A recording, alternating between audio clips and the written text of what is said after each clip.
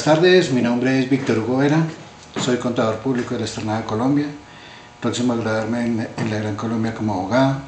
Tengo una maestría en educación en el Externado y una especialización en docencia universitaria.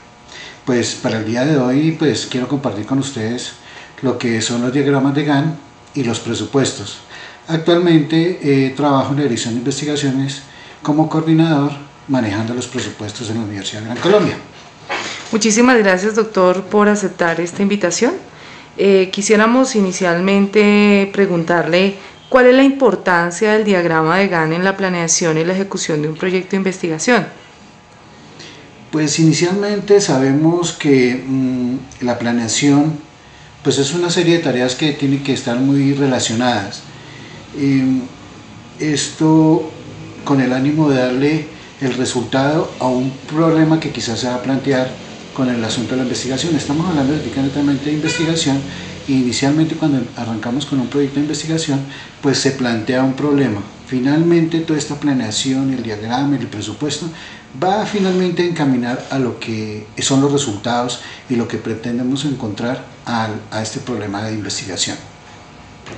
Doctor, ¿para qué clase de proyectos se utiliza el diagrama de Gantt?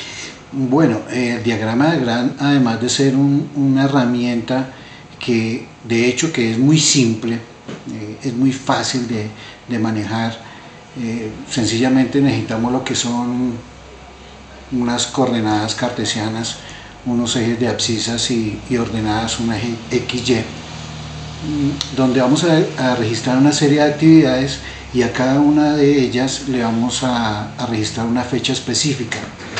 Hay que tener en cuenta que estas actividades, cuando las estamos desarrollando, debemos de tenerlas muy bien planeadas en el tiempo.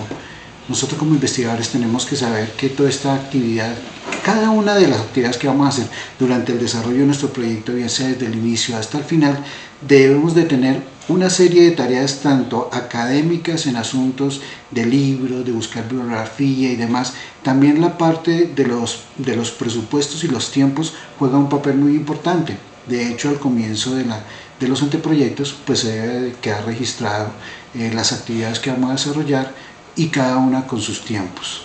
Hay unos tiempos que son paralelos y pues es importante definir bien cuál va a ser la actividad para saber si esas actividades van a ser paralelas o van a ser continuas en el tiempo.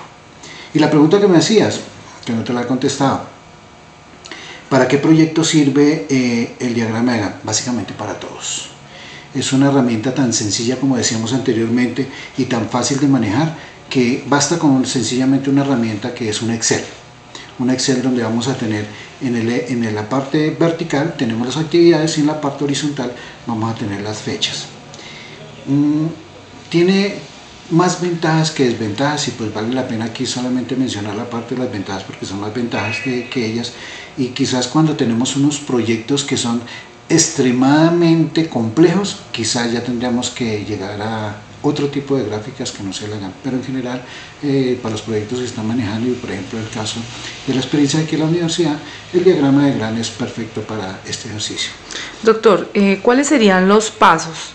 Ya usted ha hecho alusión a unas fases, a unos momentos, pero ¿cuáles son los pasos específicamente que se deben tener presentes para elaborar un buen diagrama?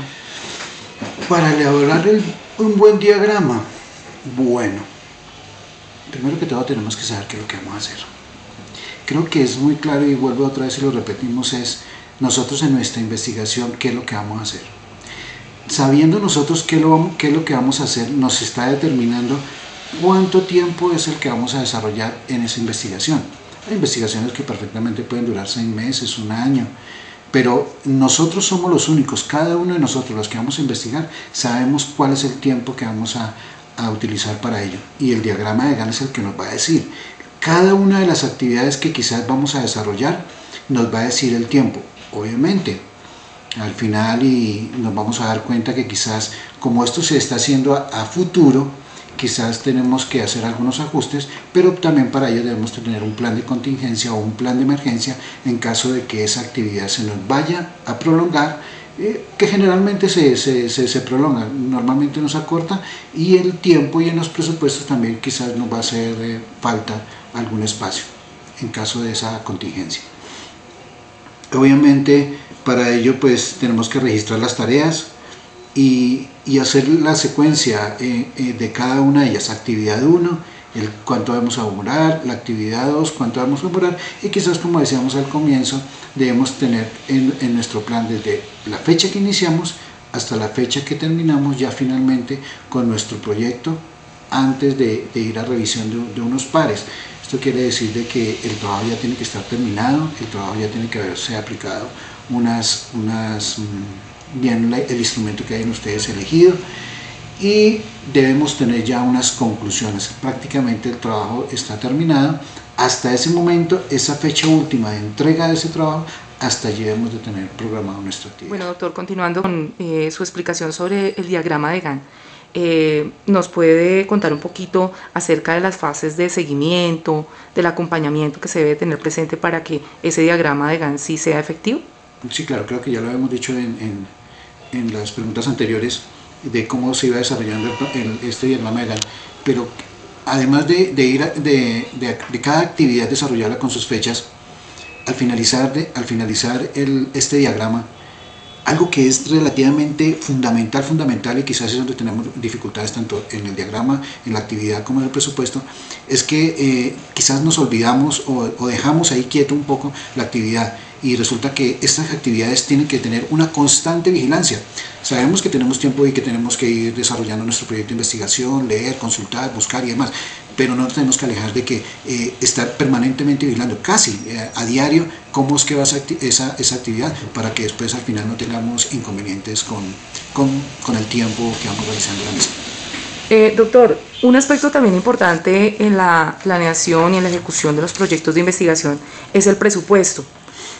¿Usted nos puede contar un poco cuál es la importancia de determinar el presupuesto y en qué casos de proyectos de investigación se debe planear un presupuesto? Pues yo creo que el presupuesto es tan fundamental en todos los sectores de la economía, y qué más que en un proyecto de investigación. No concibo, por lo menos en mi opinión, de que un proyecto de investigación no tenga presupuesto. Hay presupuestos que son muy grandes, de acuerdo a la magnitud que se va a desarrollar ese mismo proyecto. Hay presupuestos que son realmente cortos, pero sin embargo los materiales mínimos que requiere un proyecto de investigación, como una papelería, unas fotocopias, unos anillados, unos discos, unos medios magnéticos o algo, y una bibliografía incluso de un libro, quizás eso es lo mínimo que se puede tener para un proyecto de investigación sea más pequeño. Entonces sí es fundamental y sí se requiere de unos costos, y para ello pues tenemos que mirar cómo es que lo vamos a conseguir, porque pues definitivamente la importancia de estos presupuestos hace que todas esas actividades que nosotros desarrollamos no se nos vaya a incumplir, si se puede decir de esa manera, esa actividad por falta de recursos económicos. ¿Cuáles son los criterios o los aspectos o lineamientos que usted resalta que se deben tener presentes en la organización de un presupuesto? Pues básicamente es importante, y sabemos que un presupuesto es una planeación hacia el futuro. No es fácil hacerlo, porque tenemos que proyectarnos y decir qué es lo que vamos a necesitar más adelante, y en cuestiones de dinero pues normalmente los investigadores a veces pues tienen algo de dificultad, pero si nos damos cuenta